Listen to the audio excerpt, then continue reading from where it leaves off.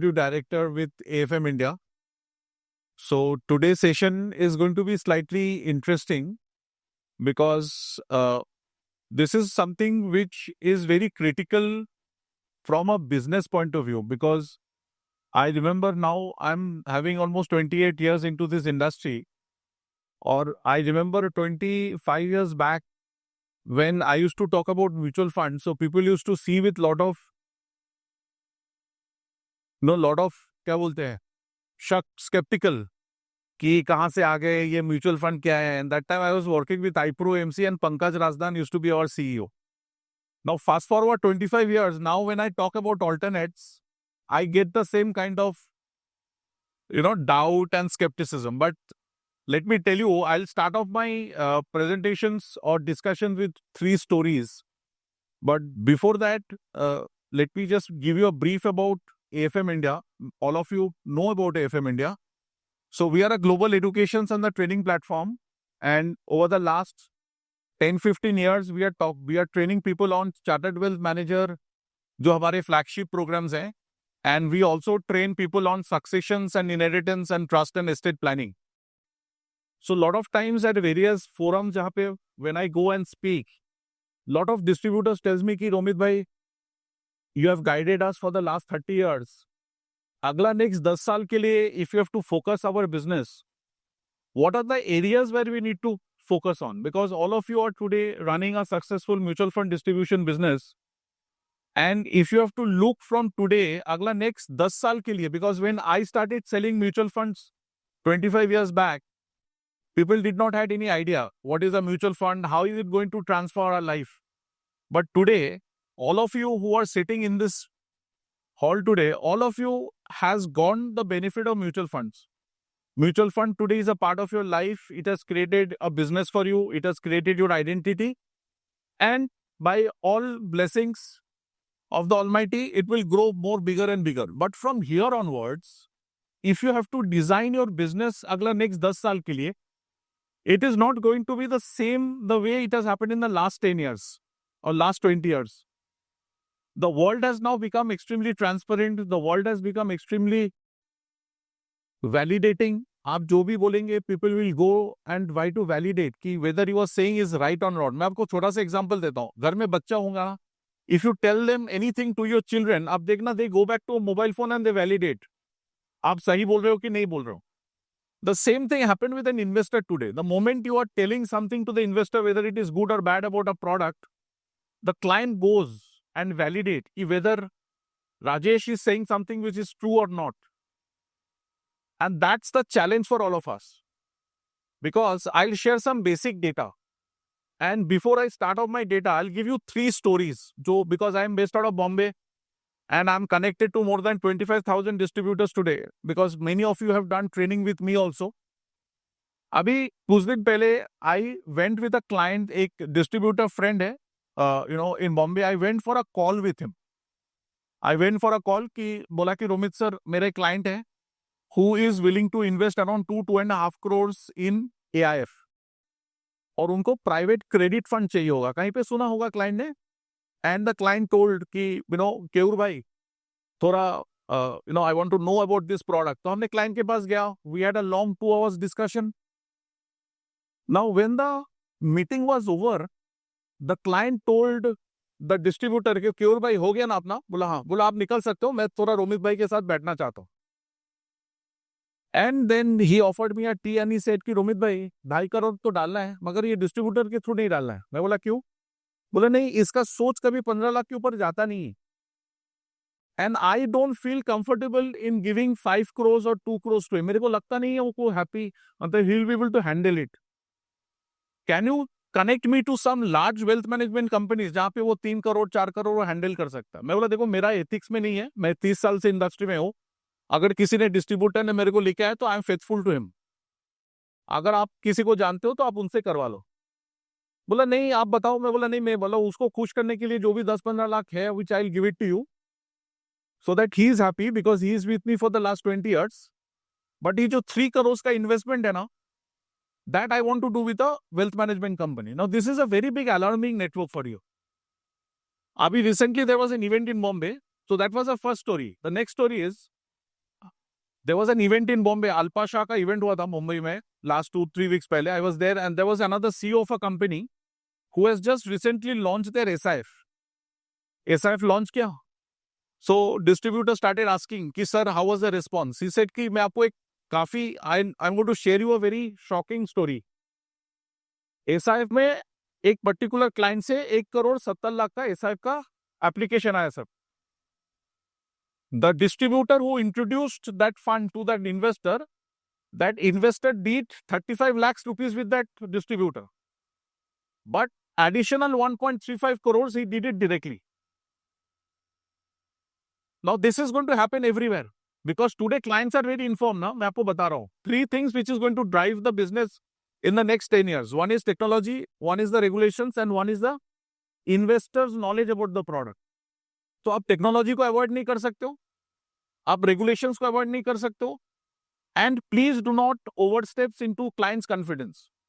Because today morning when I came from Bombay, I had a meeting with one of the largest wealth management companies, and they were telling me today 60% of their business comes from alternate products. And especially in a city like Delhi, Bombay, Bangalore, Hyderabad, Chennai, Pune, which contributes to almost 70 to 80% of the entire mutual fund AUM, यहाँ पे clients are very advanced. अगर आप नहीं बेचेंगे तो कोई और आपका कंपटीटर आके बेचेगा. वेरी सिंपल है. HDFC PBG, which is their private banking group जो division है, which takes care of any investment of more than 5 crores, they are recruiting 1,500 RMs across the country. Target सिर्फ एक ही है, अगला 1 साल के लिए ARN transfer करो. And I'm talking in front of a public forum. So it is very, very critical for all of you. If you have been comfortable in the mutual fund business, start looking into alternate seriously. Because if you are not doing in your location in Delhi, which is such a upmarket, somebody else, your competitor, will go and sell it to your clients. So from a distributions point of view, it is very, very important to focus on alternates. Now, this is a very interesting data. CAT 3 AIF, which is basically the hedge funds, that is the fastest growing asset class in the country with 60% year-on-year growth. Mutual fund growth is growing at 21%. The AIF CAT 3 is growing at 60%. The number of crorepati's which has filed income tax returns of more than 1 crore has grown by 500% in the last 5 years. 2019 में there were 107,000 people who filed an income tax returns of 1 crore and above. Fast forward 2025, the number of people who filed an income tax returns of 1 crore and above is 5,45,000 people. It is expected by 2035, more than 2.5 crore people will file an income tax returns of more than 1 crore. And this is not my data. This is available on the income tax official data. The third data is India is adding 1.5 million, $15 lakh millionaire every year. That's the amount of wealth is creating. आप कहीं पे भी, I stay in Bombay, you stay in Delhi, and you see the kind of wealth which is creating. And all of you are responsible for it because over the last 10-15 years, the kind of effort that you have given towards creating wealth for your client, it is visible, दिख रहा है. मैं आज ही सुबह बात कर रहा था मेरे घर पे, the guy who was riding a Maruti Ciaz has brought a Mercedes-Benz car because he has created wealth and he does not have any other option to buy a car. So wealth is created, opportunities are coming. So as a distributor somewhere, start talking to your clients on alternates. जैसे यहाँ पे मेरे, he is one of my closest friend and I don't treat him as a distributor friend. He is my brother-in-law. Mrigang Gupta बैठा हुआ है. I don't know how many of you know Mrigang Bhai. Now, Mrigang Bhai is one of those distributors who started selling AIF almost 4 years back. And today, as I speak, he has probably crossed 60 to 70 crores in AIF. And today, whenever the client wants to talk about AIF, he gets a call to understand it. So there are people who are already selling AIF in this country. and you cannot stay silent. करना होगा. There is no chance because I don't belong to an AMC. I am an education guy. I teach. 25 साल पहले मैं mutual fund पढ़ाता था, फिर SIF, फिर AIF, फिर PMS. आगे जाके जितने भी सारे रेगुलेशंस है, you will always see me in doing that. Usab, the next slide.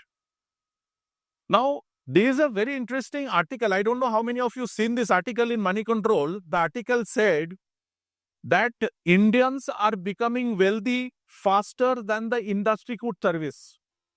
Only 11% of HNIs are being serviced by advisors and wealth managers. मैं आपको छोटा सा एग्जांपल देता हूं. मैं मुंबई में रहता हूं, मैं गोल्फ खेलता हूं. I recently came across with a friend of mine. He has 340 crores of investment in market through mutual funds, through AIF, through PMS, through direct equity. He doesn't have an advisor. You know why? Nobody has approached him. ये सोच के कि उसके पास 350 करोड़ है, कोई ना कोई उनको somebody is servicing him.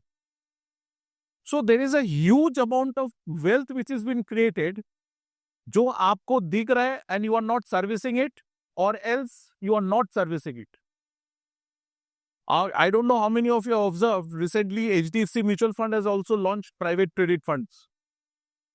2,500 crore का फंड है, 1700 से 1800 crore they are expected to mobilize.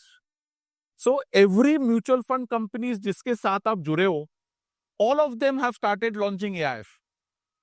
Sunil Singhania साहब, he started Abacus. Pankaj Sribrewal साहब, he started Ikigai. Pankaj Murarka, he started Renaissance.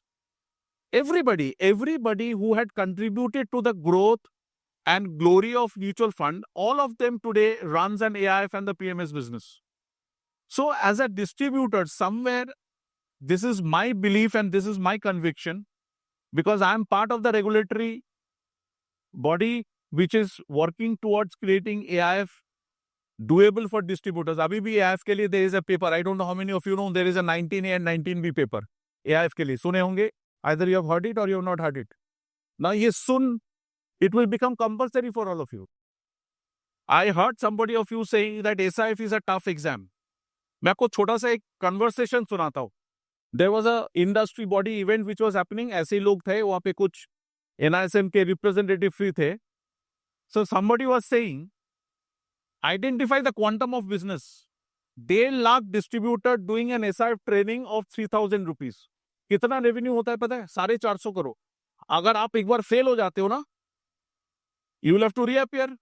So every ARN holder, if he spends 6,000 rupees for passing SIF exam, which is 3,000 rupees, and if there are 1.5 lakh distributors, sir, it's a 1,000 crore का balance sheet for NISM.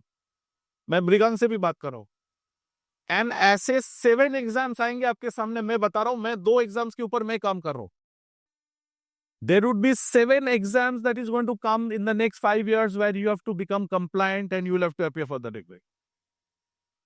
And if you don't do it, it is your decision to lose the opportunity. So the market is expanding big time. There is a huge amount of growth which is happening.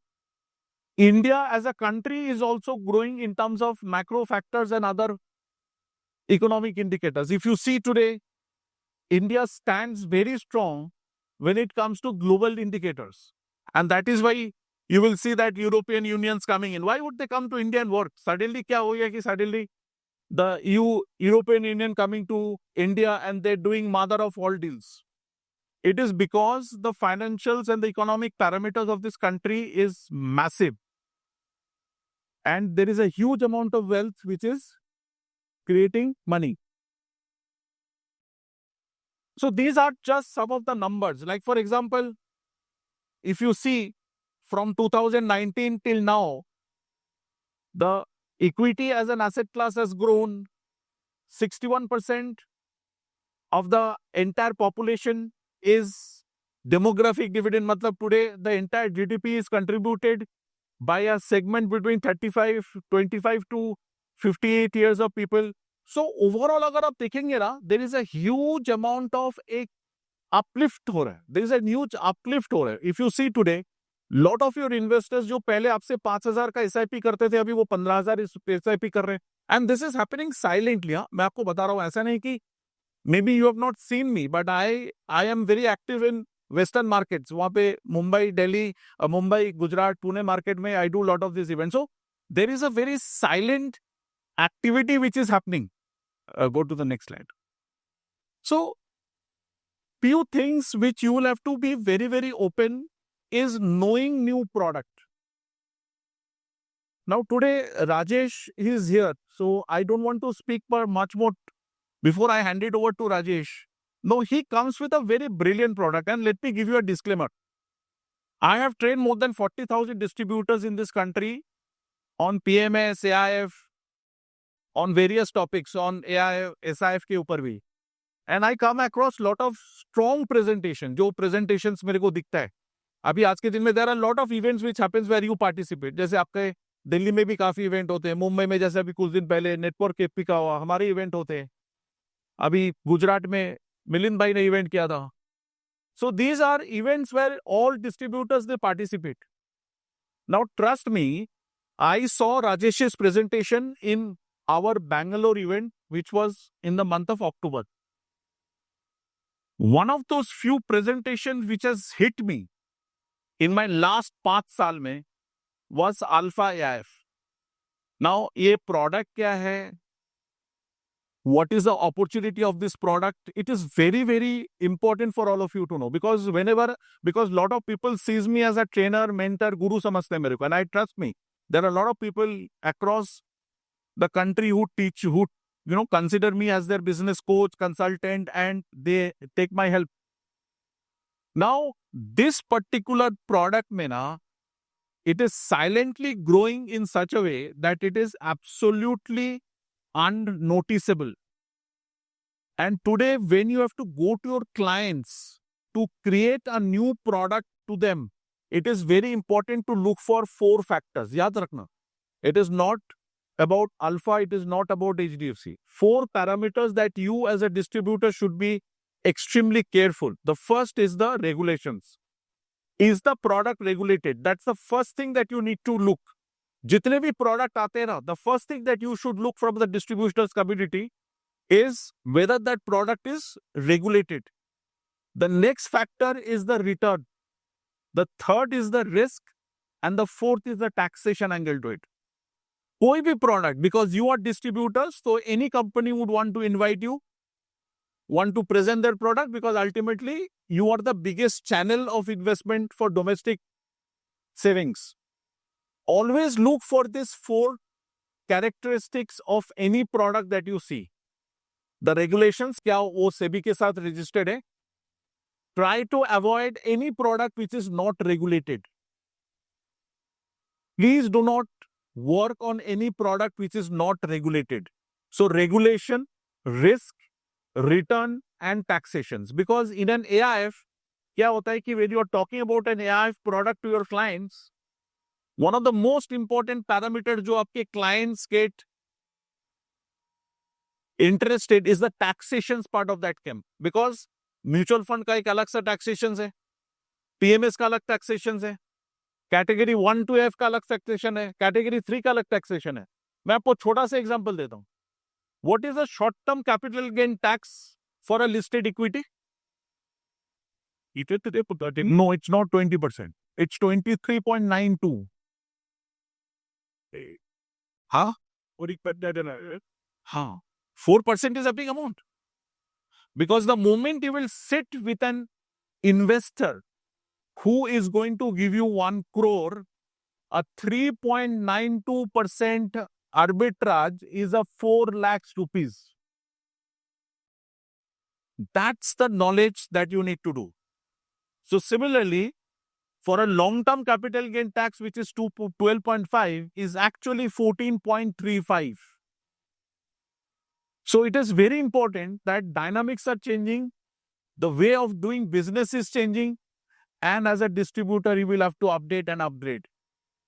Most of you has a mobile phone here, and the brand that you use is iPhone, right? आपके पास iPhone है? Do you know there is a concept called iPhone story? iPhone for the last 17 years is updating and upgrading new brand every year. Why do Apple need to upgrade and update every year? Kyun? Anyway, when Apple will say I'm coming out with 19 Pro Max, लोग रात से ही line लगाना शुरू कर देंगे. So why do you think that Apple needs to update and upgrade? Because they know that if I don't update and upgrade, I will soon become the next Nokia or BlackBerry in the world. So in spite of being the largest technology company, they still update and upgrade.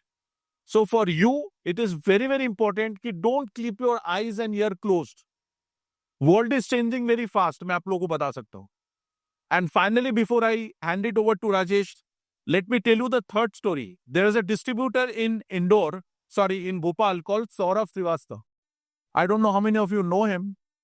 कभी भी सौरभ से अगर मिलेंगे तो पूछ लेना.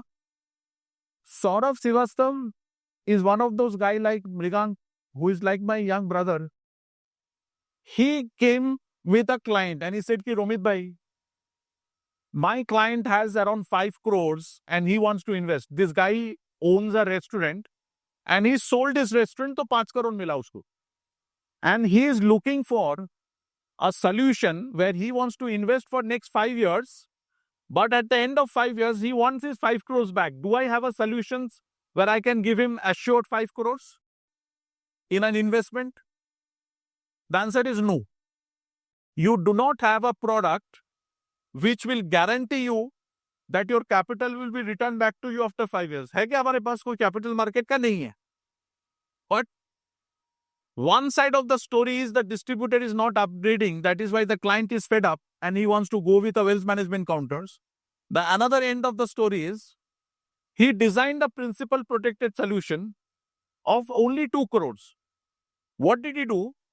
Out of the 2 crores, he gave 1 crores into a private credit fund at 14%. Now, typically, private credit funds, अगर आप सही फंड सिलेक्ट करते हो तो उसमें कैपिटल गारंटी नहीं है मगर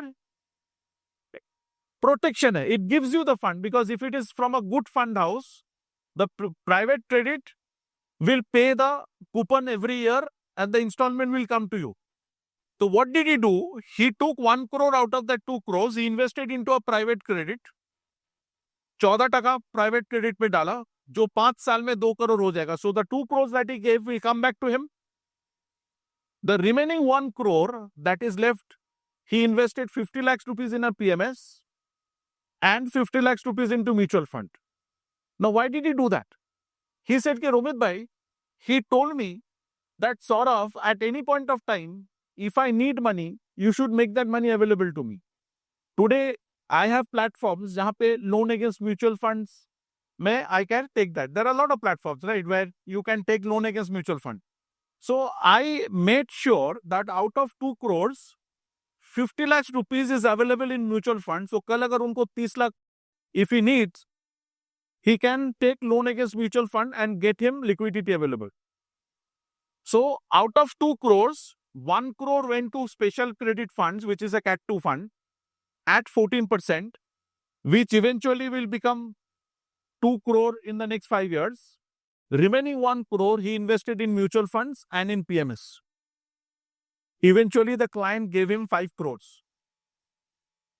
So idea is that please do not say no to alternates. Because if the client wants it, he will get it. Either you give him or he will get it from somebody else.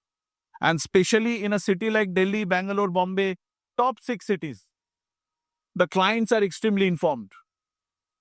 Client is informed. Not only that, the clients are being predated by everybody. Every wealth management counters are moving to the same clients.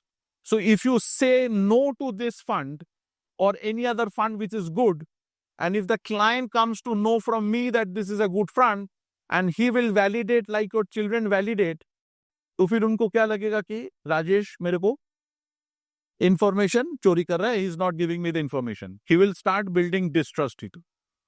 Just like the same way you started off your mutual fund journey and you participated in the growth and glory of this mutual fund, my only request to you would be that please start attending alternates investment fund sessions equally seriously like mutual funds, because the mutual funds is going to be the next FD.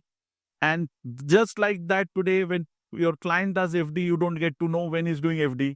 In the same way, mutual funds is also getting into a complete, because mutual fund is completely a sanitized product now. Everybody knows about mutual fund. Only being a mutual fund distributor is not going to take any further development. Oh, chalega, that is your existing business. Let that continue. But as a distributor, अगला next 10 साल के लिए, alternates is the only way to expand and grow your business. At AFM India, we have a full module on alternates investments and alternate investment funds. More than 2,500 distributors are already doing it. जैसे मृगांक बैठा हुआ है यहाँ पे, Anuvda बैठा हुआ है. They have been, but I don't know, a lot of you have attended my training also. And I am those person who will always push you that sir आपको करना है. 25 साल पहले भी I had pushed people to start mutual funds. Now also I'm pushing people doing SIF, AIF, PMS and everything. So thank you very much. Please give your full attention to what Rajesh is going to talk. And I can trust you.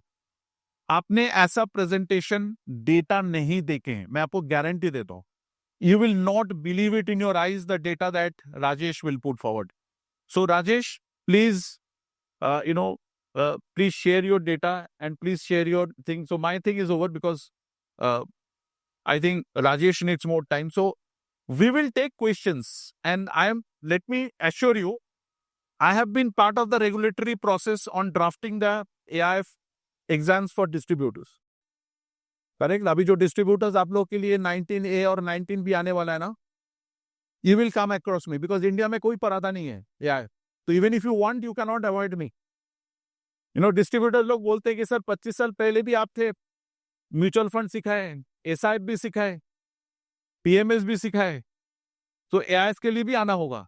सो आप चाहे या ना चाहो, it's like your wife, you will have to face him every day. So thank you very much, and I hope you will have a great session in knowing something. Whether it's good, the presentation will be equally better, I can assure you that. Thank you very much. So first of all, guys, I like to congratulate you guys. You have taken out time. आप लोग अपने busy schedule में से इस event को attend करने आए हैं on such a short notice. It is not an easy ask. I know people would have traveled 40-50 kilometers in Delhi NCR. जगहें दूर-दूर हैं. And then traffic, it takes a lot of time. So a round of applause for you guys who have actually came out and taken out time to attend this event. So round of applause guys. I'll ensure कि ये जो next 40-45 minutes हमारे हैं ये बहुत fruitful रहे. So we'll talk in detail about alternate investment funds or SME focused fund and what do we represent. So hi guys, I am Rajesh Singla. I am one of the fund managers and CEO of Alpha AMC. आप screen पे देख सकते हैं, हमने company का नाम alpha रखा है. अल्फा कोई बता सकता है कि what does alpha stand for? Higher returns than the benchmark. Absolutely right. जो हम कहते हैं कि एक्स्ट्रा और डिफरेंशिएटेड रिटर्न्स जो आपके पास आते हैं बेंचमार्क से, तो आज की डेट में ट्रेडिशनल इन्वेस्टमेंट्स की अगर मैं बात करूं तो जैसे चाहे म्यूचुअल फंड्स हो गए या आपके कोई फिक्स डिपॉजिट्स हो गए, तो वो ट्रेडिशनल इन्वेस्टमेंट से क्या आप एक्स्ट्रा रिटर्न्स बना रहे हैं, क्या आप डिफरेंशिएटेड रिटर्न्स बना रहे हैं, उसी को रिप्रेजेंट करता है alpha. That is the reason we have named the company as alpha, because whatever we will bring in the organisation will always be a differentiated product. हमारी हमेशा कोशिश रहेगी कि हम कुछ ऐसा लेकर आए मार्केट में जो अभी तक अवेलेबल नहीं है. So we do not want to be in the herd. जो पहले लोग करते आए हैं वही हम करते रहें. हम आपको हमेशा कुछ ना कुछ यूनिक अपॉर्चुनिटी प्रोवाइड करेंगे. That will be one of the reasons why you guys should join us, should be a partner with us. The second word अगर आप उसी प्रेजेंटेशन में देखेंगे तो हमने नीचे अपनी टैगलाइन लिखी है बी रिच. अगर हिंदी में बात करें तो अमीर बनिए. तो देखिए अमीर वैसे तो सोच से भी बना जाता है सबसे पहले, बट उसके बाद अगर मैं फाइनेंशियल टर्म्स में बात करूं तो अमीर कौन नहीं बनना चाहता? अमीर अब हर आदमी बनना चाहता है. और ये भी एक रिलेटिव मेजर है ना, कितना मर्जी आदमी अमीर बनता चला जाए, even Mukesh Ambani will say कि there is room for him to grow further. So we want our investors, we want our partners to grow with the organization वही टैगलाइन के साथ ही हम काम कर रहे हैं। The first product which we have brought in is an SME focused fund. Now generally people ask us कि एसएमई फोकस्ड एआईएफ आप लेकर आए हैं कैटेगरी 1, तो ऐसा क्यों? और बहुत बार तो लोग पूछते हैं आप ऑल्टरनेट इन्वेस्टमेंट फंड ही क्यों लेकर आए? अभी तक तो हमें म्यूचुअल फंड्स के बारे में पता था, और क्योंकि आईसीआईसीआई और कुछ बड़े ब्रांड्स पीएमएस में भी काम कर रहे हैं, तो PMS again has become popular. PMS के बारे में भी अवेयरनेस आने लगी है। बट ऑल्टरनेट इन्वेस्टमेंट फंड्स में ऑनेस्टली अगर मैं डिस्ट्रीब्यूटर फर्टेनिटी में बात करूं तो शायद 1% भी अभी अवेयरनेस नहीं है। And that is where the opportunity lies. जो लोग 25 साल पहले 30 साल पहले म्यूचुअल फंड इंडस्ट्री में जुड़ गए, आज मैसिव लोग बन चुके हैं। जो लोग आज एआईएफ में जुड़ेंगे 10 years 20 years down the line, they will create their legacy. तो हम सबसे पहले तो एक यूनिक की डिफरेंशिएटिंग फैक्टर से देखते हैं कि डिफरेंस क्या है म्यूचुअल फंड का एआईएफ के साथ और पीएमएस के साथ, बिल्कुल एक बेसिक लेवल पे। तो देखिए सबसे पहले आता है PMS. It is the lowest degree of license which is provided by SEBI. जब आप पीएमएस का लाइसेंस लेते हैं तो आपको शेयर मार्केट में सेकेंडरी मार्केट से शेयर परचेज करके उसके ऊपर रिटर्न्स बनाने हैं। वेयर एज इन अगर आपके पास म्यूचुअल फंड का लाइसेंस है एज एन कंपनी एएमसी में, अगर आपके पास म्यूचुअल फंड का लाइसेंस है तो आप सेकेंडरी मार्केट में से भी शेयर परचेज कर सकते हैं। प्लस आपने आईपीओ में सुना होगा एंकर इन्वेस्टर, है ना? 3 तरह के आईपीओ में 3 कोटा होते हैं, रिटेल, एचएनआई और institute. So in institute you have an anchor investor allotment, जहां कंफर्म्ड अलॉटमेंट आपको मिलती है from a merchant banker. Merchant banker is a person who basically brings in the IPO. तो उनसे जब कंफर्म्ड अलॉटमेंट मिलती है उसे एंकर इन्वेस्टमेंट कहा जाता है। और म्यूचुअल फंड के लाइसेंस में उनके पास एंकर इन्वेस्टर की अपॉर्चुनिटी बनती है मेन बोर्ड आईपीओस की। जो मेन बोर्ड, जो बीएससी और एनएससी को आज की डेट में मेन बोर्ड एक्सचेंजेस बोलने लग गए, तो वहां पर अगर कोई कंपनी लिस्ट हो रही है तो उसमें basically mutual fund as an anchor investor invest कर सकते हैं। वेयर एज एन एआईएफ के बीच में आपके पास सेकेंडरी इन्वेस्टमेंट की ऑप्शन है, प्लस आपके पास मेन बोर्ड में एंकर इन्वेस्टर की ऑप्शन है, प्लस एसएमई एक्सचेंजेस। तो हम एसएमई एक्सचेंजेस के बारे में भी बात करेंगे। तो बीएससी की बीएससी एसएमई और एनएससी की एनएससी एसएमई एक्सचेंज है, उनके बीच में भी आप एज एन एंकर इन्वेस्टर बैठ सकते हैं। प्लस आपके पास प्री आईपीओ अपॉर्चुनिटी भी अवेलेबल है इन्वेस्टमेंट करने के लिए। इस चीज का दायरा म्यूचुअल फंड के पास नहीं है। म्यूचुअल फंड का जहां दायरा हम कहते हैं खत्म होता है, वहां से ऑल्टरनेट्स का दायरा स्टार्ट होता है। पीएमएस में और एआईएफ में बहुत बार लोगों को कंफ्यूजन रहता है, वो एक डिफरेंस एक अच्छे से हम समझ सकते हैं इससे। सेकेंड डिफरेंस, जब पीएमएस का अगर कोई कंपनी लाइसेंस लेती है तो एज एन एएमसी उसका स्किन इन द गेम होना जरूरी नहीं है। मतलब मैं अगर पीएमएस का लाइसेंस लेता हूं तो मैं सिर्फ इन्वेस्टर के पैसे को मैनेज कर सकता हूं, मुझे अपना पैसा डालने की जरूरत नहीं है। तो अगर आप minimum contribution from an AMC point of view देखें तो इट इज एब्सोल्यूट जीरो। मैं लोगों का पैसा मैनेज कर सकता हूं। लोगों के लिए एक इन्वेस्टर को ऑनबोर्ड करने के लिए मेरे को मिनिमम 50 लाख रुपए उसका चाहिए, तभी मैं मैनेज कर पाऊंगा। बट खुद का मुझे अपना कोई पैसा लगाने की जरूरत नहीं है। यही चीज जब आप म्यूचुअल फंड में आते हैं तो इन्वेस्टर का एक मिनिमम इन्वेस्टमेंट जनरली 500 रुपए है। There are couple of AMC जो 100 रुपए भी लेते हैं, बट मोस्टली ब्रॉडली 500 रुपए मिनिमम इन्वेस्टमेंट है एक इन्वेस्टर का। एएमसी को खुद का पर स्कीम 50 लाख रुपीज लगाना पड़ता है। 50 लाख रुपए कंपनी को लगाना पड़ता है और इन्वेस्टर को मिनिमम 500 रुपए लगाना पड़ता है, तभी आप म्यूचुअल फंड का कोई भी नया स्कीम लेकर आ सकते हैं। यही हम एआईएफ में देखते हैं। तो इन्वेस्टर को यहां पर मिनिमम 1 करोड़ लगाना पड़ता है। हमने पीएमएस में 50 लाख देखा, म्यूचुअल फंड में 500 रुपए देखा, और एआईएफ में 1 करोड़ है। तो skin in the game for an investor is maximum in the AIF. Similarly AMC के लिए जो कंपनी है, पीएमएस में मेरे को पैसा लगाने की जरूरत नहीं है, म्यूचुअल फंड में मेरे को 50 लाख रुपए पर स्कीम लगाने हैं, एआईएफ में मिनिमम 5 करोड़ है। कुछ ऐसी भी कैटेगरीज हैं जहां पर ये मिनिमम 10 करोड़ है। तो 10 करोड़ पर स्कीम लगाना पड़ेगा। तो skin in the game even for the company is maximum in the alternate investment fund. इससे मैं आई होप बेसिक्स के बारे में बात कर सकूं। ऑब्वियसली हम उस स्कोप में नहीं जाएंगे कि we will go in detail about each of these products, क्योंकि आगे ही बहुत सारी कैटेगराइजेशन है। एक ब्रॉडर लेवल पर इससे लोगों को पीएमएस का और एआईएफ का बीच में डिफरेंस और म्यूचुअल फंड के साथ एक डिफरेंस समझ में आता है। तो move on to the first slide जहां पे हमने लिखा था एसएमई फोकस्ड एआईएफ। तो सबसे पहला क्वेश्चन लोग मेरे से पूछते हैं कि राजेश, मतलब एसएमई ही क्यों, आपने और कुछ क्यों नहीं पिक किया? तो हम उसको ड्राइव करेंगे रिटर्न्स के साथ। तो आप अगर अपने मतलब अगर स्क्रीन देख पा रहे हैं तो बहुत बढ़िया है, नहीं तो ये आपके साथ एक बुकलेट भी दी गई है जिसमें आपको थर्ड स्क्रीन पे सेम डेटा दिखेगा, जिसमें निफ्टी, निफ्टी स्मॉल कैप और निफ्टी एसएमई तीनों निफ्टी के इंडेक्सेस हैं। उसको 5 साल के लिए हमने चार्ट आउट किया है कि पिछले 5 साल में उन्होंने क्या-क्या रिटर्न्स जनरेट किए हैं। एब्सोल्यूट टर्म्स में भी और सीएजीआर टर्म्स में भी। एब्सोल्यूट इज कि अगर मैंने लमसम पैसा डाला, अगर मैंने एक ही बारी में पैसा डाला तो क्या रिटर्न्स आए। CAGR is compound annual growth rate. Overall compounded return index ने क्या दिया। तो पहली चीज तो इस प्रेजेंटेशन से, इस स्लाइड से आपको क्या दिखती है कि एसएमई ने हर साल स्मॉल कैप को और स्मॉल कैप्स ने हर साल लार्ज कैप्स को आउट परफॉर्म किया। जनरल परसेप्शन मार्केट में, न्यूज में आप क्या देखते हैं, क्या बोलते हैं कि लार्ज कैप्स, इस बार अब लार्ज कैप्स बढ़ेंगे, लार्ज कैप्स मिड कैप को या स्मॉल कैप को आउट परफॉर्म करेंगे।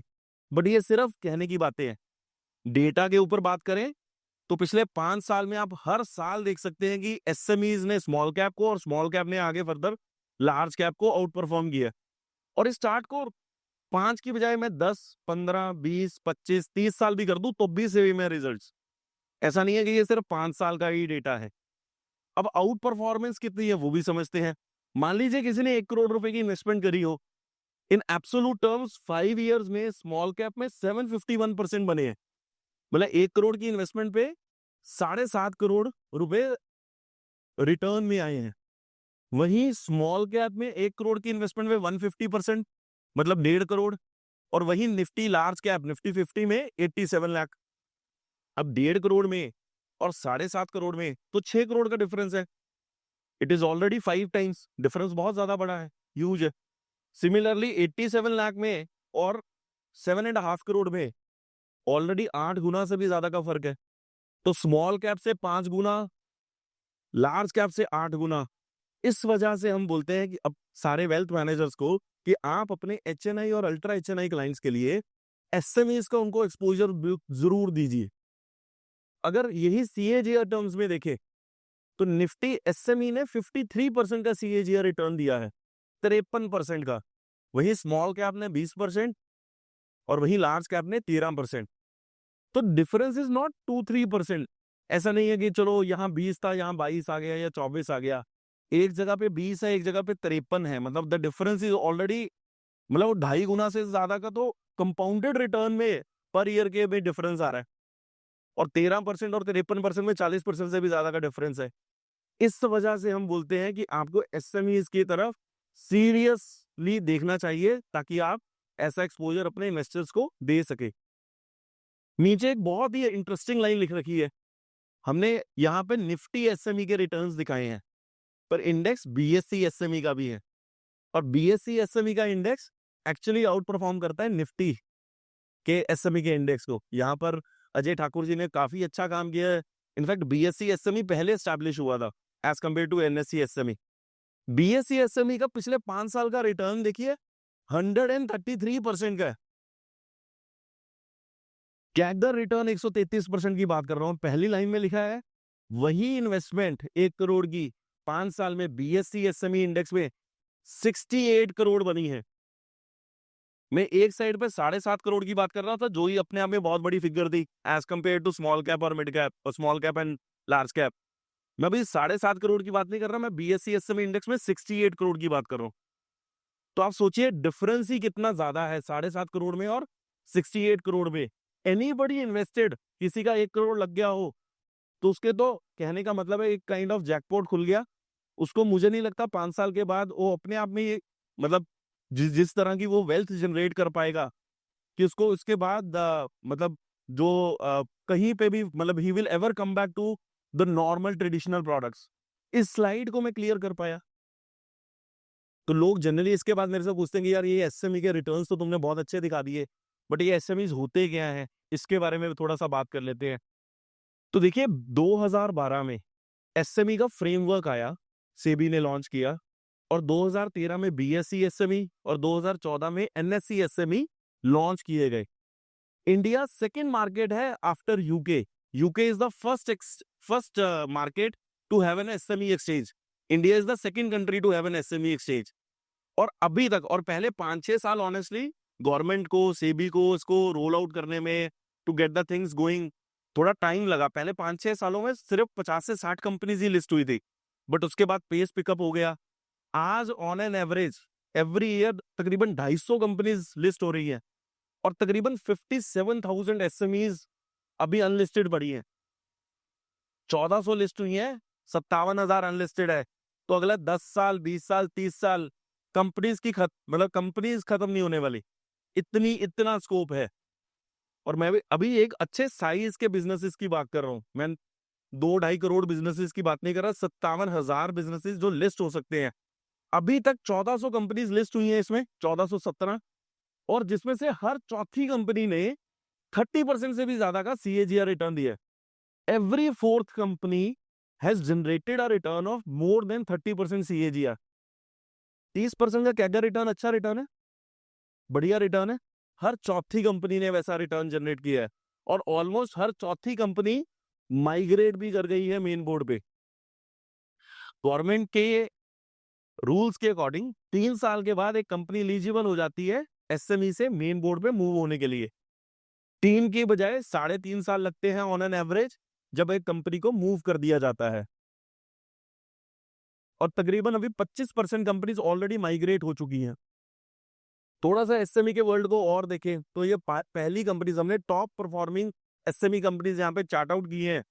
इन 350 कंपनीज में से पहली 50 या 60 कंपनीज ने 10 गुना से भी ज्यादा के रिटर्न दिए हैं। 10 टाइम से ज्यादा का रिटर्न का मतलब क्या है कि हमने 1 करोड़ डाला था, 10 करोड़ से ऊपर का रिटर्न बना है। मोस्टली 60% से भी ज्यादा का CAGR रिटर्न होगा इन कंपनीज का with an average holding period of 4 to 5 years. 4-5 साल में अगर आपका पैसा 10 गुना हो रहा है, इज एन एक्सेप्शनल रिटर्न, बहुत बढ़िया रिटर्न है। जनरली हम म्यूचुअल फंड में क्या गिनते हैं कि 5 साल में पैसा डबल हो जाएगा, 10 साल में भी 4 गुना हो जाएगा।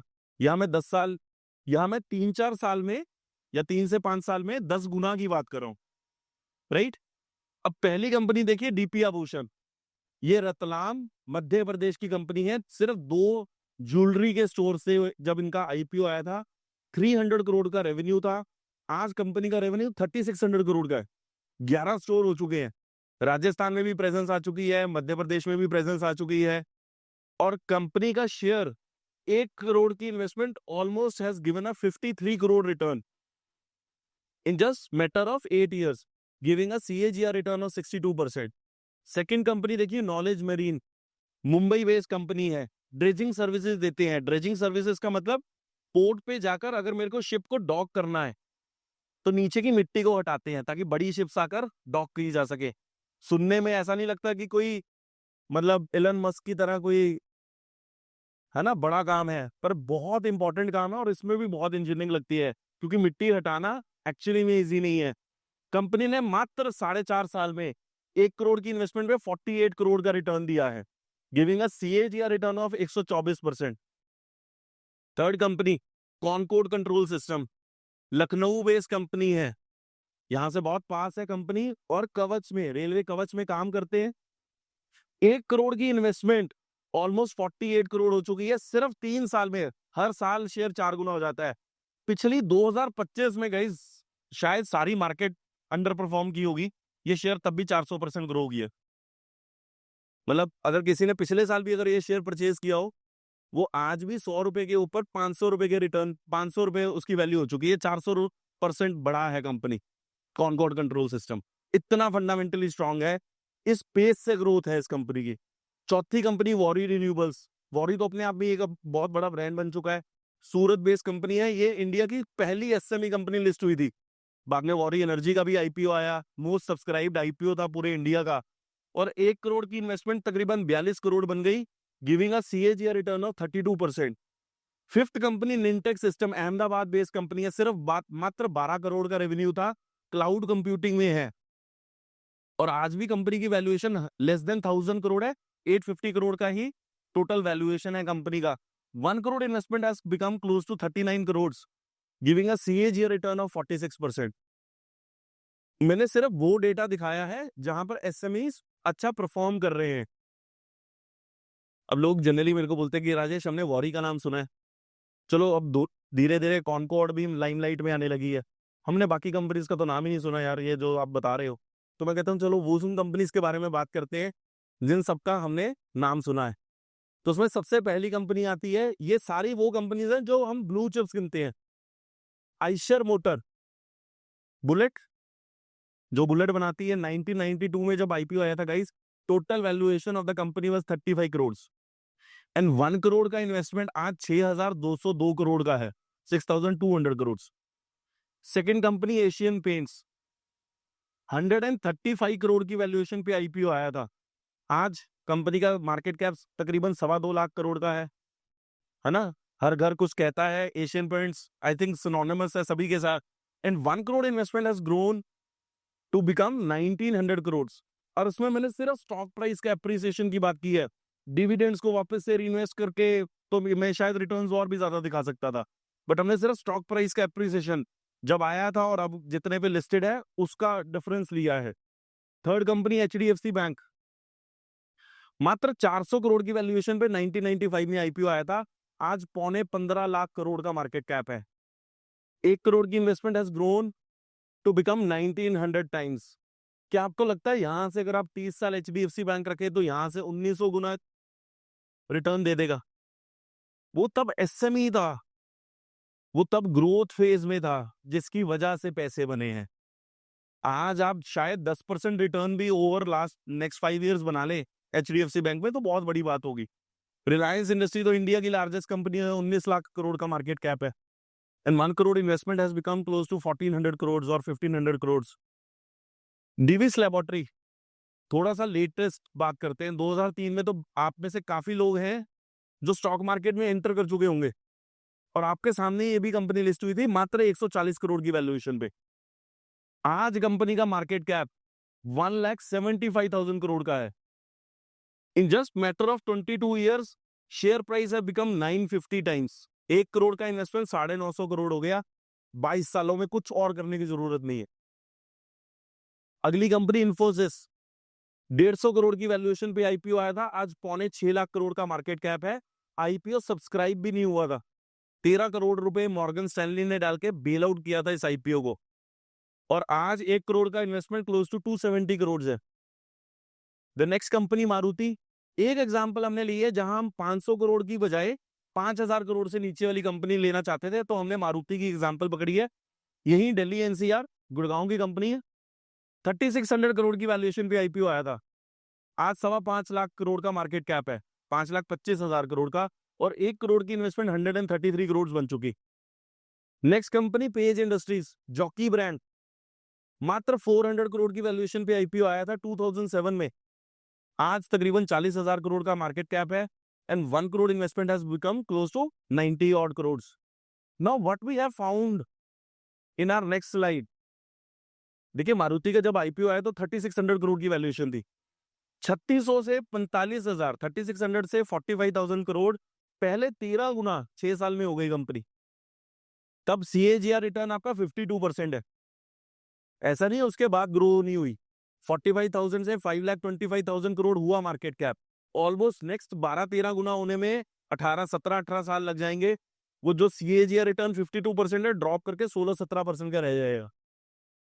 Second company page industry, 400 crore से 13,000 करोड़, पहले 7 साल में 33 टाइम्स बढ़ गई, पर 13,000 से 39,000 अगला तीन गुना होने में ऑलमोस्ट 11 साल लग गए। तब सीएजीआर रिटर्न आपका मात्र 10% का है, पहले सीएजीआर रिटर्न 65% का है। डिविस लैबोरेटरी, 140 करोड़ से 8400 करोड़, पहले 5 सालों में 60 टाइम्स कंपनी की ग्रोथ थी। ऐसा नहीं उसके बाद कंपनी ग्रो नहीं गई, 8,400 करोड़ से आज 1,75,000 करोड़ पहुंच गई, पर उस 21 गुना की ग्रोथ आने में 17 साल लग गए, giving a CAGR return of 20%। Sorry, पहले सीएजीआर रिटर्न देखिए 127%। यही जब हम 2 साल पहले जाते हैं, 2 इयर्स बिफोर, एक 2 स्लाइड पीछे जाना, यहां पे अब 124% नॉलेज मरीन, हमारी आंखों के सामने कंपनीज वैसे ही ग्रो कर रही हैं, बस ये है कि ये डेटा हमारे सामने अवेलेबल नहीं है। जिसको ये डेटा समझ में आ जाएगा वो पैसे तो बना जाएगा। मैं अभी तक क्लियर कर पाया कि एसएमईज के बारे में और एसएमई के रिटर्न्स के बारे में कि किस तरह के रिटर्न्स बनते हैं। हम थोड़ा अब आगे चलते हैं, थोड़ा सा एसएमईज को और समझते हैं। देखिए यार, जीडीपी का 30% एसएमईज कंट्रीब्यूट करते हैं। हमारे एक्सपोर्ट्स में 44%, मैन्युफैक्चरिंग में 36% और एम्प्लॉयमेंट में 12 करोड़ लोगों को एम्प्लॉयमेंट मिलता है एसएमई से।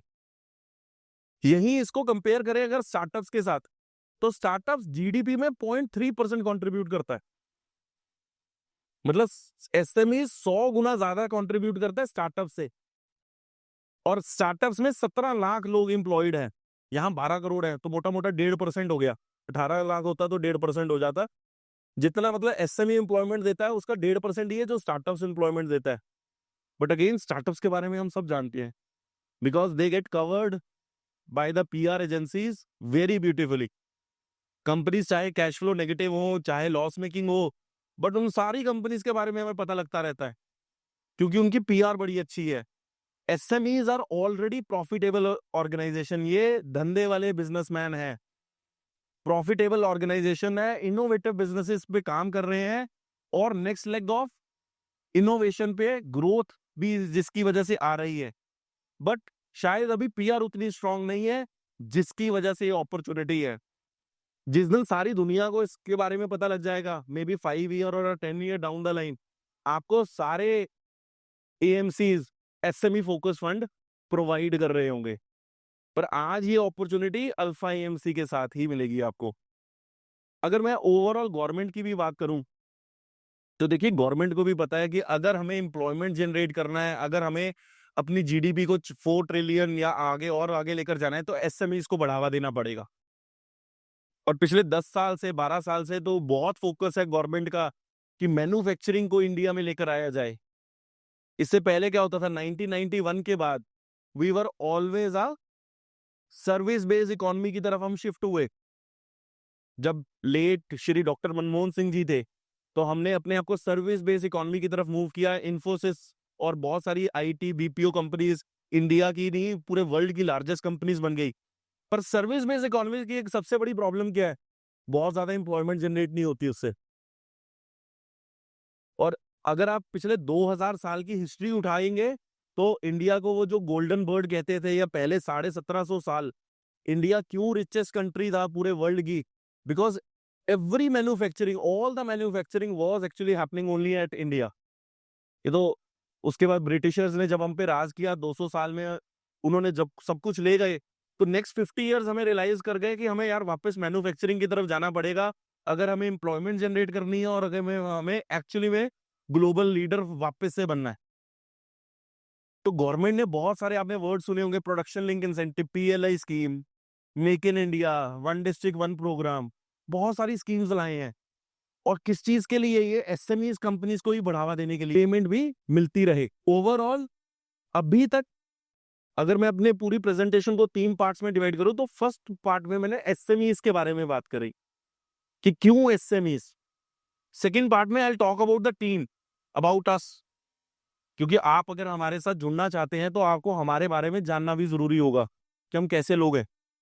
तो मैं अपनी बात करूं तो I am one of the fund managers and the CEO of the organisation. मैं I am a BTech graduate, तो मैंने इंजीनियरिंग किया है and I have worked with the likes of good MNCs. मैंने 10 साल इंजीनियरिंग में काम किया है। I was earlier a senior engineering manager before moving into finance. So finance comes as a passion to me. बनी आदमी हूँ, लोग बोलते हैं कि खून में हमारे पैसा दौड़ता है, तो मुझे चीजें कर करके मैंने सीखा है। मतलब I have never taken any financial degree, but whatever I've learned of my own and people actually brought me into this. बचपन में सोचा नहीं था कि फंड मैनेजर बनूंगा। इनफैक्ट इंटरव्यूज में भी जब लोग पूछते हैं तो मैं बोलता हूँ कि ऐसा कुछ रोड मैप में नहीं था कि फंड मैनेजर बनेंगे।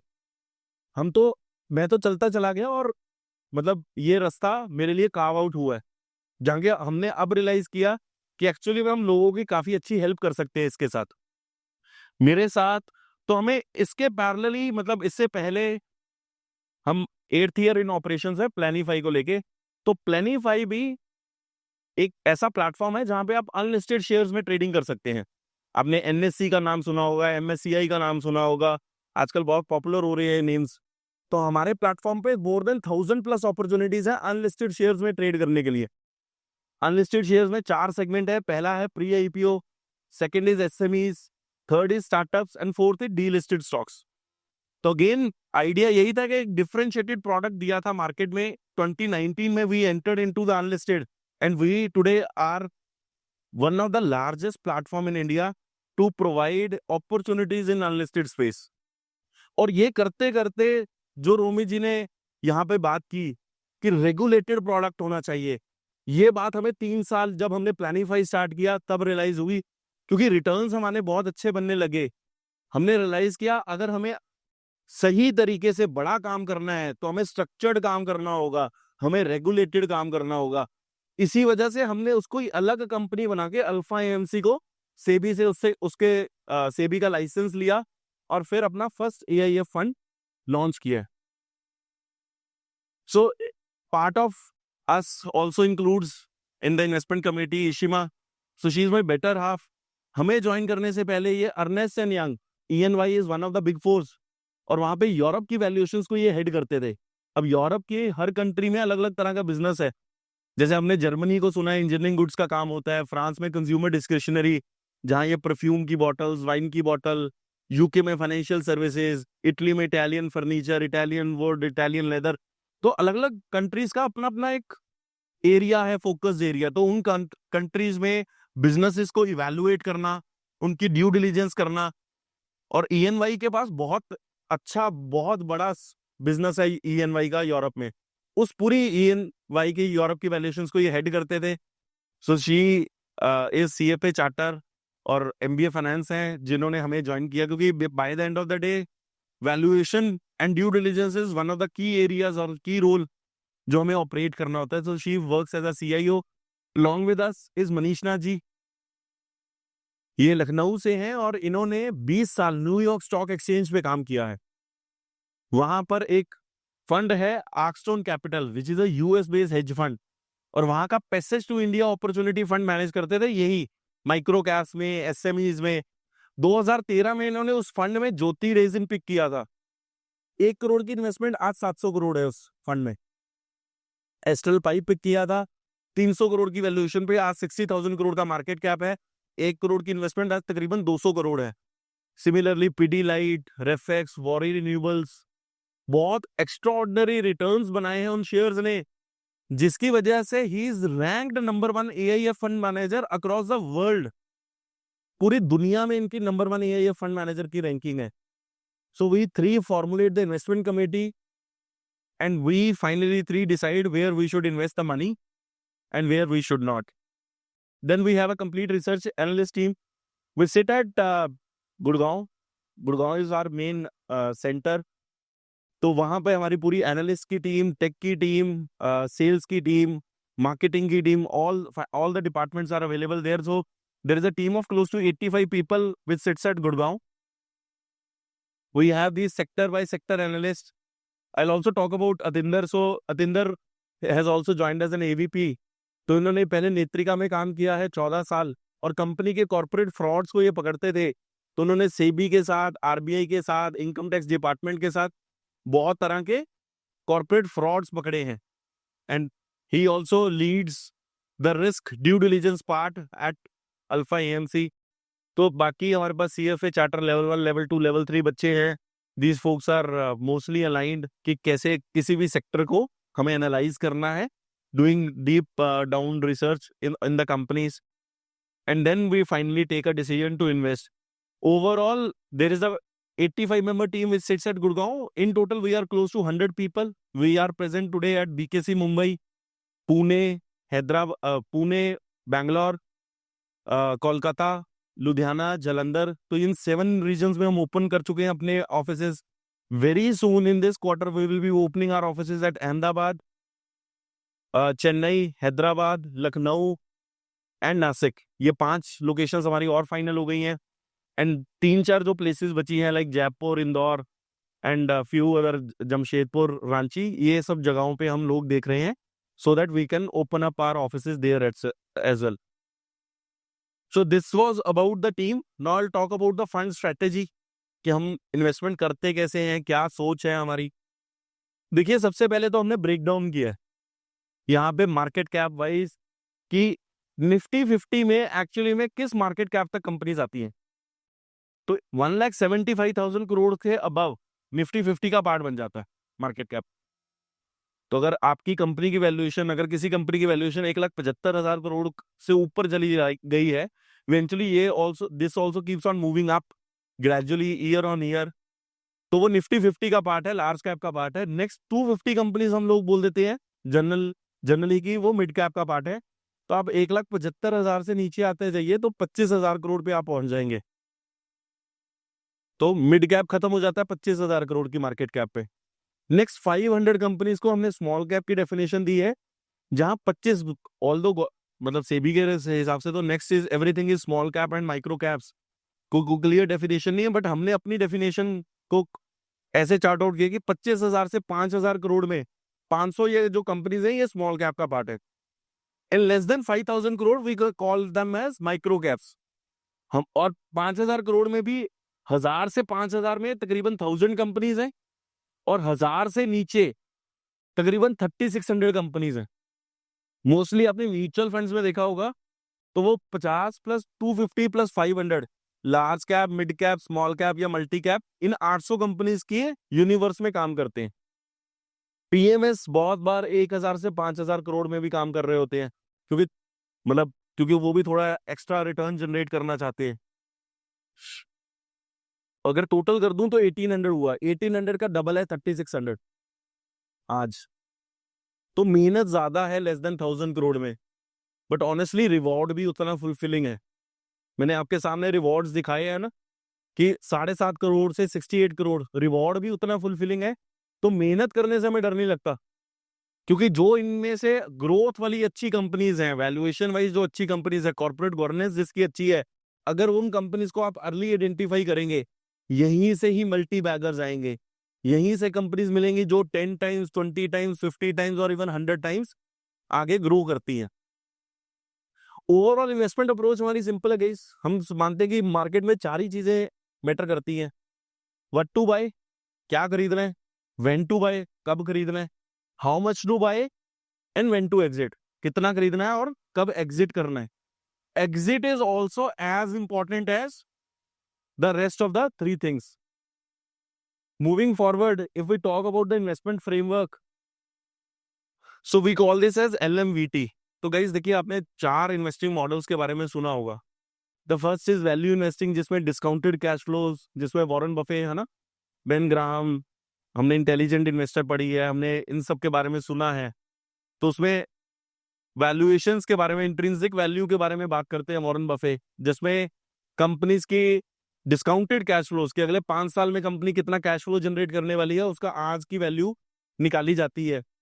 And then you do also relative valuations with the other companies के अलग अलग फाइनेंशियल पैरामीटर्स पे आप दूसरी कंपनीज के साथ भी कंपेयर करते हैं कि कंपनी कितना ओवर प्राइस्ड है, कितना अंडर प्राइस्ड है।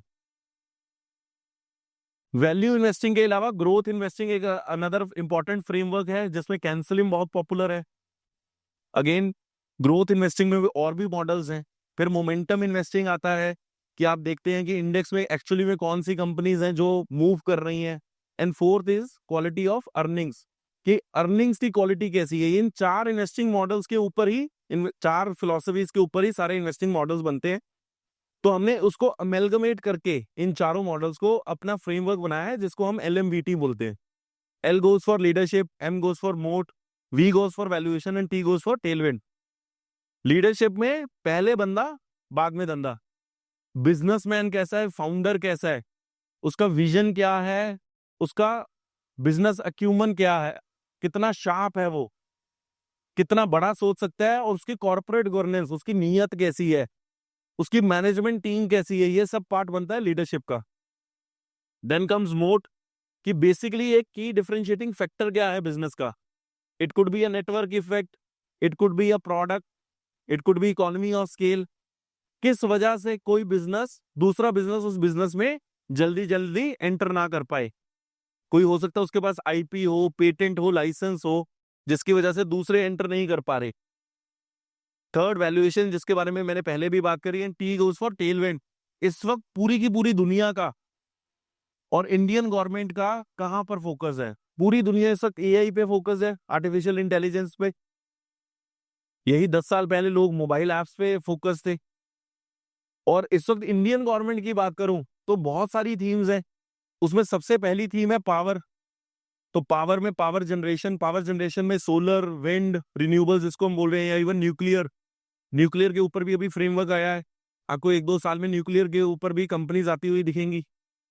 फिर पावर जनरेशन के बाद है पावर अगर जनरेट कर ली तो स्टोर भी करनी पड़ेगी। स्टोरेज में बैटरी एनर्जी से storage systems, lithium ion, rare metals, ये सब चीजों के बारे में डिस्कशन ज्यादा हो रहा है। फिर स्टोर कर ली तो डिस्ट्रीब्यूट भी करनी पड़ेगी। तो डिस्ट्रीब्यूशन में केबल कंपनीज, जो ट्रांसफार्मर की कंपनीज है, रिलेज, आरएमसीज, इन सब चीजों के ऊपर Indian government has set a target कि अगले 2035 तक 6,50,000 करोड़ का केपेक्स करना है, मतलब 6,50,000 करोड़ रुपए का खर्चा करना है, जो कि बहुत बड़ी फिगर है। सिमिलरली पावर के अलावा कितने और क्या थीम है? डिफेंस। इंडिया में पहले डिफेंस के लिए हम तो एक पिस्तौल की एक सिंपल वो भी नहीं बनाते थे। आज डिफेंस एक बहुत बड़ी थीम है, इंफ्रास्ट्रक्चर बहुत बड़ी थीम है, रेलवेज। तो इन सब चीजों को हम ट्रैक करते हैं। पीएलआई स्कीम गवर्नमेंट इतनी जगह लेकर आई है कि कहां कहां पीएलआई स्कीम्स आ रही हैं, ऐसे बिजनेसेस में इन्वेस्ट करना पसंद करते हैं। ओवरऑल आइडिया है कि किसी भी कंपनी में इन्वेस्ट करके उसको 4 से 7 साल रखें। 4 to 7 ईयर्स का अब आप वो स्लाइड के साथ रिलेट कर सकते हैं कि क्यों 4 से 7 साल हम किसी भी कंपनी में रहना चाहते हैं। ओवरऑल देन अगेन, अभी तक हमने रिटर्न्स की बात करी तो लोग बोलते हैं कि राजेश रिस्क क्या है? रिस्क समझना भी बहुत जरूरी है, जैसे रोमित जी कह रहे थे। तो पहली बात तो एसएमईज को हमें पेनी स्टॉक्स के साथ मिक्स नहीं करना। बहुत बार लोग एसएमईज को पेनी स्टॉक सोचते हैं। What is a penny stock? हो सकता है बिजनेस एक्चुअली में ऑपरेशनल ही ना हो, कोई धंधा हो ही नहीं रहा, कोई रेवेन्यू नहीं जनरेट हो रहा, कोई कैश फ्लो नहीं है। ऐसे शेयर को कोई ऑपरेटर अगर पंप एंड डंप करे, शेयर्स बाय कर लिए, रेट बढ़ा दिया, इन्वेस्टर्स कई बार फंस गए और उसके बाद उन्होंने माल डंप कर दिया, that is considered to be a penny stock. हम पेनी स्टॉक में इन्वेस्ट नहीं करते, हम एसएमई कंपनीज में इन्वेस्ट कर रहे हैं। SME companies are all profitable organisations having definite cash flows. ये कंपनी 50 करोड़, 100 करोड़, 500 करोड़, 1000 करोड़ का रेवेन्यू कर रही होगी, अच्छा खासा प्रॉफिट कर रही होगी। हम मैनेजमेंट को समझेंगे तब जाकर कहीं इन्वेस्ट करेंगे। और ओवरऑल रिस्क, कभी भी हम किसी भी बिजनेस में इन्वेस्ट करें तो 2 ही तरह के रिस्क है। अगर किसी भी बिजनेस में, चाहे वो छोटी है चाहे बड़ी है, पहला है कि कंपनी में हाई डेट नहीं होना चाहिए। तो डेट चेक करना तो बहुत ईजी है, क्योंकि जब भी कोई कंपनी अपने डेट को रीपे नहीं कर पाती, सर्विस नहीं कर पाती, तो एक विशियस साइकिल में फंस जाती है, उससे निकलना बड़ा मुश्किल है। तो हाई डेट को चेक करना तो बहुत ईजी है, आप 2 मिनट में चेक कर लोगे। फाइनेंशियल्स को देख के, बैलेंस शीट को देख के कि भाई कंपनी पे कर्जा कितना है, कंपनी पर क्रेडिटर्स का पैसा कितना देने वाला है, मिनट में पता लग जाता है। Second is the important part is the corporate governance. Founder की नीयत कैसी है? फाउंडर चाहे तो बैलेंस शीट में 200 आइटमों को हिला सकता है कैश एडजस्ट करने के लिए। उसको चेक करने के भी पूरी प्रॉपर टेक्निक्स हैं, and we call this as LFOT। L goes for legal. पहले चेक करना कि भाई उसका क्रिमिनल पास्ट ट्रैक रिकॉर्ड नहीं होना चाहिए, या डायरेक्टर्स का ट्रैक ऐसा नहीं होना चाहिए, नॉन कंप्लायंसेस नहीं होने चाहिए कि इनकम टैक्स डिपार्टमेंट के साथ, जीएसटी डिपार्टमेंट के साथ, कस्टम वालों के साथ, या किसी भी गवर्नमेंट ऑर्गेनाइजेशंस के साथ मल्टीपल अगर नॉन कंप्लायंसेस हैं, मींस बिजनेस पे ध्यान नहीं दिया जाता, कहीं ना कहीं प्रॉब्लम्स हैं। ऐसी कंपनीज को हम अवॉइड करते हैं। Second is financial due diligence. अपने आप में बहुत बड़ा टॉपिक है, qualitative side, quantitative side. Check करना कि कंपनी में कैश की ट्रांजैक्शंस ना होती हो, रिलेटेड पार्टी ट्रांजैक्शन अगर हो रही है तो एटलीस्ट आर्म्स लेंथ पे हो रही हो, अनरिलेटेड बिजनेस को अपने बिजनेस में ना दिखा रहे हो। ऑफ लेट हमारे पास एक कंपनी आई, मुंबई बेस्ड कंपनी थी, बोले जी हम सेमीकंडक्टर बना रहे हैं। तो सेड यार वेरी गुड यार, सेमीकंडक्टर तो इंडिया में वैसे भी बहुत कम कंपनीज हैं जो बना रही हैं। और बोले सचिन तेंदुलकर ने इन्वेस्ट किया हुआ है। And when we opened the books तो वी फाउंड आउट कि कैश्यू ट्रेडिंग उन्होंने अपनी अकाउंटिंग में डाली हुई है। And when we went back and ask की जी काजुओं की ट्रेडिंग का सेमीकंडक्टर के साथ क्या रिलेशनशिप है, दे नेवर केम बैक। उनको समझ में आ गया ये तो चेक करते हैं। तो ऐसी कंपनीज को अवॉइड करना, अगर कंपनी कहती है कि हम प्रॉफिटेबल हैं तो टैक्सेस भर रहे हो, एडवांस टैक्सेस भर रहे हो, ये सारी चीजें हम चेक करते हैं फाइनेंशियल ड्यू डिलीजेंस में। तीसरा है ऑन फील्ड ड्यू डिलीजेंस, जाके प्लांट को विजिट करना, क्योंकि जो भी फाउंडर कभी भी पैसा लेने आएगा वो तो हमेशा ही अपनी कंपनी के बारे में अच्छा बोलेगा, सारी टीम के बारे में भी अच्छा बोलेगा। ग्राउंड रियलिटी तब पता लगती है जब आप उसका प्लांट विजिट करते हैं, और हम हर 6 से 9 महीने बाद प्लांट विजिट करते हैं, ताकि पता चलता रहे कि कहीं मतलब एक्चुअली में बिजनेस की प्रोग्रेस कितनी है। फाउंडर से मिलना, प्लांट विजिट करना, मैनेजमेंट टीम से मिलना, कोशिश करना वेंडर से फीडबैक लेना या कस्टमर से फीडबैक लेना, ऑन फील्ड ड्यू डिलीजेंस का पार्ट है। Last is technology due diligence. अगर कोई उसके पास आईपी है, पेटेंट है, लाइसेंस है या कोई ऑर्डर बुक है, तो उसकी एलओआईज को चेक करके ही हम किसी कंपनी को पास थ्रू करते हैं, तभी किसी कंपनी में इन्वेस्ट करते हैं। Because of these two frameworks 98% of the companies actually sieve out. हमारा ओवरऑल मुद्दा क्या है कि हमें हाई ग्रोथ बिजनेसेस में इन्वेस्ट करना है। हमारा मेन मोटिव रहता है कि हमें 10 गुना का काइंड ऑफ रिटर्न बनता हुआ दिखना चाहिए अगले 3 से 5 साल में। कई बार एग्जीक्यूशन ज्यादा बेटर आ जाती है तो वो 10, और मार्केट में अगर यूफोरिया हो तो 10 की बजाय वो 20, 40, 50, 60, 70 भी बन जाता है। और अगर एग्जीक्यूशन थोड़ा बहुत ढीली भी होगी तो हमारा मेन मोटिव होता है कि 10 की बजाय चाहे 8 पे अटके, चाहे 6 पे अटके, चाहे 5 पे अटके, तो 5 साल में भी अगर 5 गुना रिटर्न भी बना तो भी बहुत बढ़िया रिटर्न है। ड्यू टू दिस, मतलब ये जो कॉर्पोरेट गवर्नेंस और ये सब चीजें करते हैं उससे सेफ हो जाते हैं हम कि हमारे पास गलत कंपनीज जनरली नहीं आती बकेट में। ओवरऑल आइडिया भी यही है कि हाई ग्रोथ बिजनेसेस को पिक करना है जहां अच्छी कॉर्पोरेट गवर्नेंस हो और जहां पे हमें समझ में आ सके कि अगले 4 से 7 साल में ये बिजनेस कितना बड़ा बन सकता है। ओवरऑल एसेट एलोकेशन में तो we allocate anywhere between 1 to 2%, 1 से 2% हम एलोकेट करते हैं, तो तकरीबन हमारे पोर्टफोलियो में 50 to 80 कंपनीज आएंगे bye the end of it. 50 से 80 कंपनीज रहेंगी। इससे अगेन हमारा रिस्क डाइवर्सिफाई हो जाता है।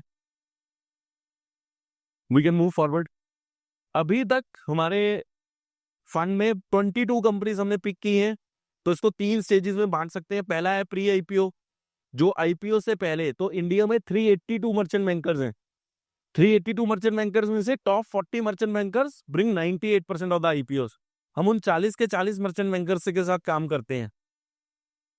तो मर्चेंट बैंकर से हमें कंटिन्यूसली कंपनीज मिलती है at pre IPO stage, at an IPO stage. Pre IPO stage में हमें पता है कि कंपनी जो 6 महीने से 12 महीने में अपना आईपीओ ले आएगी, उसी कंपनी को हम लेते हैं। तो around 20 to 25% of the money goes in pre IPO, around 50% of the money goes in the IPOs, and around 20 to 25% of the money goes in the secondary market. Secondary market में भी एक अच्छी correction आई है, तो वहां पर भी कई अपॉर्चुनिटीज बनी है। शेयर 60% भी करेक्ट हुए हैं, तो वहां पे भी बहुत अच्छी वैल्यूएशंस आई हैं कई बिजनेसेस की, तो हम वहां पे भी एक्सपोजर ले रहे हैं। अभी तक तकरीबन 1000 कंपनीज हम स्क्रीन कर चुके हैं, जिसमें से we have invested in close to 22 companies. तो हमारा एवरेज सिलेक्शन अराउंड 2.5% का है। ये these are some of the companies where we have invested. जैसे जेडी केबल है, हमने प्री आईपीओ में 116 रुपए पे लिया था, 142 रुपए पे आईपीओ आया, आज ये शेयर तकरीबन 215 रुपए पे लिस्टेड खड़ा है। तो second company MV electro system यही फरीदाबाद की है, ये प्री आईपीओ में हमने इन्वेस्टमेंट की थी। हमारे साथ मधु केला जी ने 34 करोड़ रुपीज इन्वेस्ट किए थे इस कंपनी में। तीसरी KV toys last month. Toy India में एक ऐसी इंडस्ट्री है जो 30,000 करोड़ का टॉय खपता है। हर साल इंडिया में 7 करोड़ शादियां होती हैं और तकरीबन 10 करोड़ लोग ऐड हो जाते हैं। जितने बच्चे ऐड हो रहे हैं, तो टॉय इंडस्ट्री के बीच में वो कंट्रीब्यूट करते हैं। 30,000 करोड़ की मंडी है और इंडिया में 300 करोड़ की रेवेन्यू करने वाली भी कोई कंपनी नहीं है। केवी टॉयज बहुत बढ़िया कंपनी है, इसमें विजय केडिया जी ने भी हमारे साथ पार्टिसिपेट किया था। And then there are some of the other companies, I will not go into detail. Sky One Airways again बहुत ही ब्यूटीफुल कंपनी है, 26 सीटर हेलीकॉप्टर बनाते हैं। मोदी जी से लेके अमित शाह, 300 करोड़ की वैल्यूएशन पे हमने इन्वेस्टमेंट किया है। एंड इस सितंबर क्वार्टर में जब आईपीओ आएगा, 1200 करोड़ की वैल्यूएशन होगी इस कंपनी की। तो हम ऑलरेडी हमें 10 रुपए की चीज एक 2.5 रुपए में इन्वेस्टेड है। At 10 rupees itself we will make 4x of our investment. और आईपीओ के बाद जो आगे की ग्रोथ आएगी वो सेपरेट है।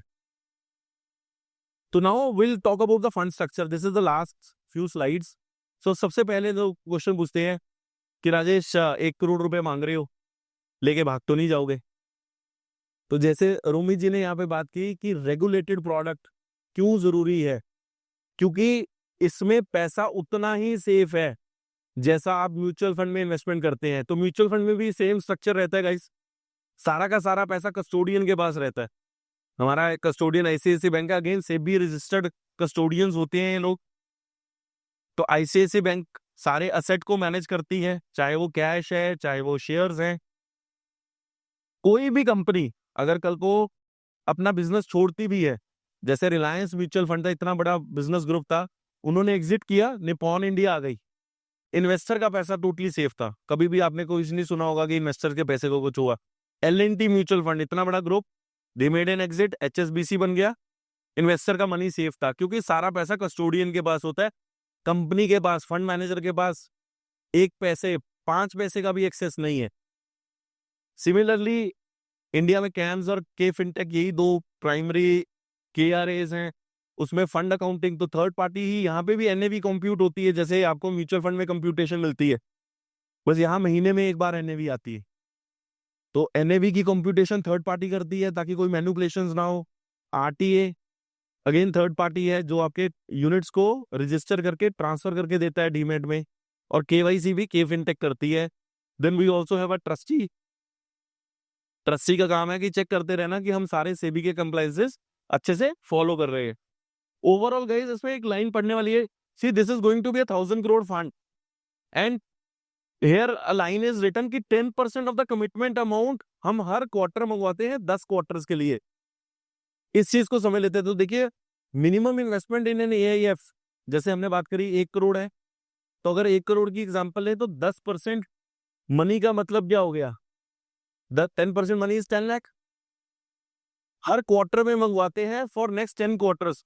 तो पहले साल में 4 क्वार्टर्स हैं, तो 4 क्वार्टर्स के करस्पॉन्डिंगली 40%, मतलब 40 लाख रुपए हमने मंगवाया, 10 lakh rupees per quarter. Second year में अगेन 40 लैक्स, 4 क्वार्टर है, अगेन 40 लैक्स, 40% मंगवाया। और in the 9th and 10th quarter और 2027 we again draw down 10% of the capital. तो 10 लाख रुपए पर क्वार्टर एक्चुअली में कोई बड़ी फिगर नहीं है। आप इसको इस तरीके से भी सोच सकते हैं कि 1 करोड़ की इन्वेस्टमेंट एक शॉट में नहीं है। कोई करना चाहे बिल्कुल कर सकता है, कोई प्रॉब्लम नहीं है, बट इन्वेस्टर को आप ग्रेजुअली एंटर भी करवा सकते हैं। अच्छा, इसका फायदा क्या है? 2025 में गाइस हमारा लाइसेंस आया सितंबर 2024 में, and market was sitting at the top. हम जो अपने प्रोप्राइटरी फंड्स मैनेज करते थे, हमने फरवरी 2024 से ऑलमोस्ट जुलाई 2024 में 95% एग्जिट कर लिया था पैसे को। We game on cash. तब हमारा ये फंड नहीं था। और सितंबर में जब हमारा लाइसेंस आया and we are suppose to bring our fund, तो first thing which came on to the discussion in the investment committee was कि यार हम तो कैश में आ गए और मार्केट इतना ऊपर चल रहा है, क्योंकि हमें मार्केट की वैल्यूएशन समझ ही नहीं लगती थी। जैसे आज सिल्वर की वैल्यूएशन हर रोज 2%, 5%, 4%, तब स्टॉक मार्केट में स्पेशली एसएमईज में भी यही हो रहा था, रोज 5%, 3%, 2%, और वो 2 साल से हो रहा था। तो हमें प्रॉफिट लगती थी वैल्यूएशन, तो हमने काफी चीजें को कैश आउट कर लिया। पर जब फंड आया तो हमें लगा कि यार मार्केट में करेक्शन तो ड्यू है, अब ये कब आएगी हमें नहीं पता। तो वी रियलाइज कि we will take the money in almost 3 years। By the time जब तक हमारी ये कुछ इनिशियल जो कस्टोडियंस और वो सब चीजें सेट हुई, तो हमने सारी की सारी प्रोसेस ऑनलाइन रखी है ताकि इजी रहे हमारे पार्टनर्स के लिए, हमारे इन्वेस्टर्स के लिए। क्योंकि आज की डेट में ऑनलाइन का जमाना है, पेपर वर्क कोई नहीं करना चाहता। पहले होता था डीमैट भी खोलते थे तो 80 साइन थे, आज की डेट में 15 मिनट में डीमैट खुल जाता है। वैसे ही 15 मिनट में आप यहाँ पे ऑन बोर्ड हो सकते हैं। तो वो करते करते हमें 4-5 महीने लग गए।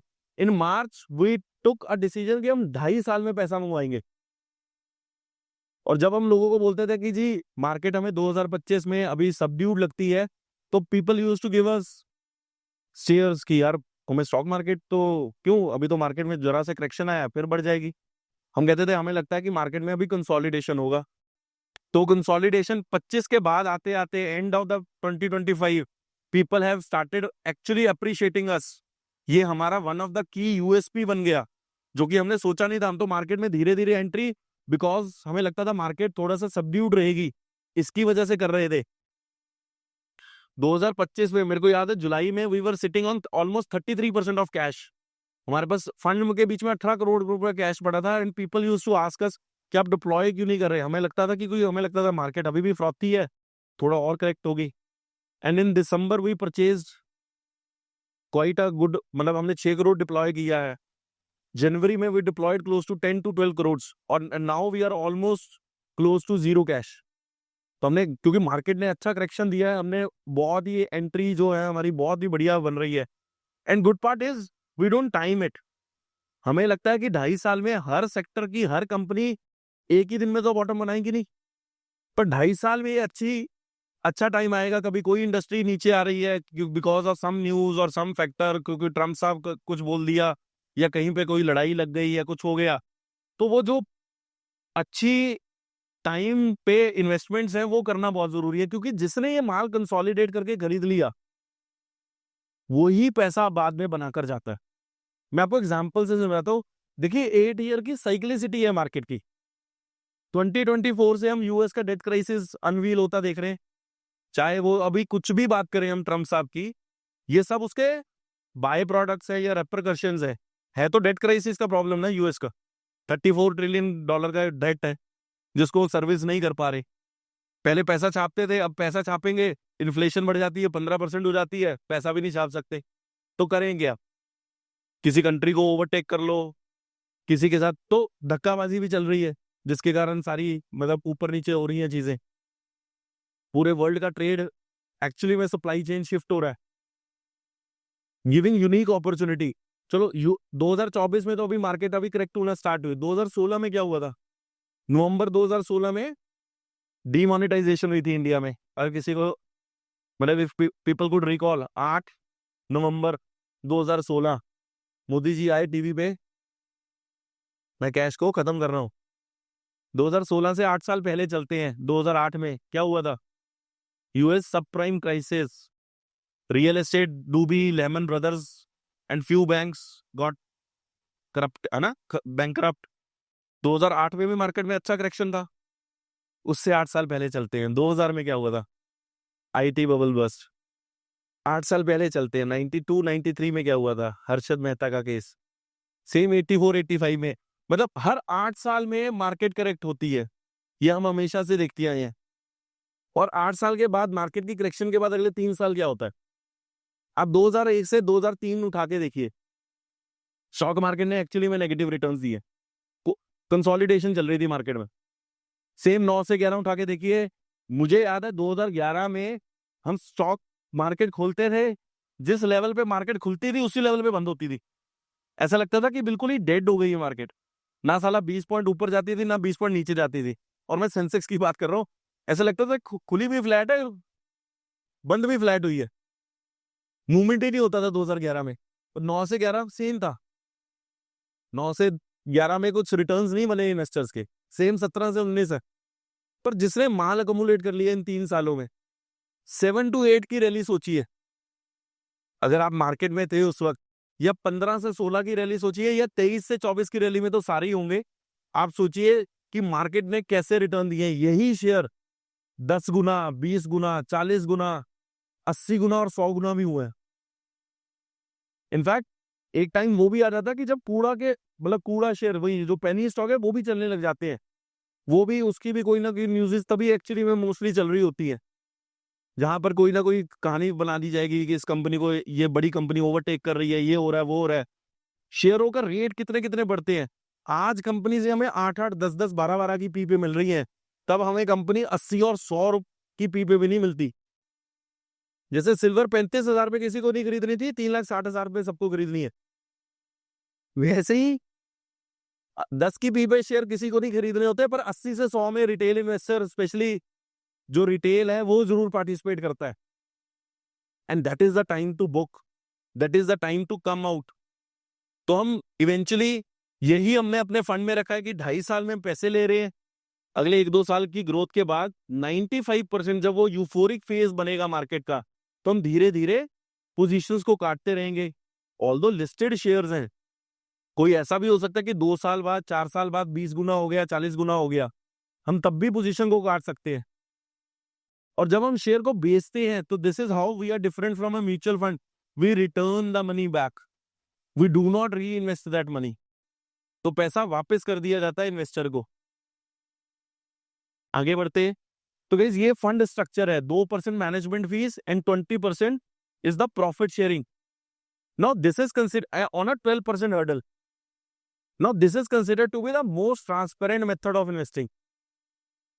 अब 2% आपने मैनेजमेंट फीस तो सुनी है। जनरली म्यूचुअल फंड में क्या होता है कि 2% मैनेजमेंट फीस एयूएम पे होती है, यहां पर कमिटमेंट अमाउंट पे है।